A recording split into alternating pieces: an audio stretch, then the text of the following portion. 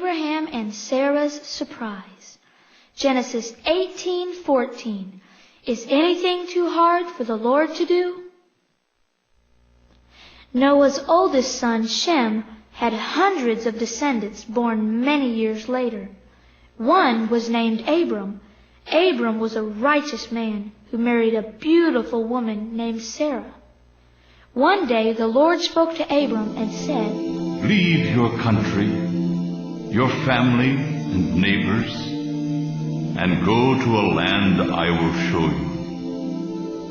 There I will bless you and make you into a great nation." So Abram obeyed the Lord and set out on a journey with his wife Sarah and his nephew Lot. One night the Lord appeared to Abram and said, "Look up at the night sky and count the stars. One day your family shall number more than that." Abram was very puzzled by what the Lord had said, for he and Sarah were growing old and had no children. When Abram was 99 years old, the Lord appeared to him again and said, "Abram, I make this promise to you. You will be called the father of many nations, and you shall be called Abraham, and your wife shall be called Sarah. For I will bless her with a son, and you will call his name Isaac. And I will give to you and your children this land.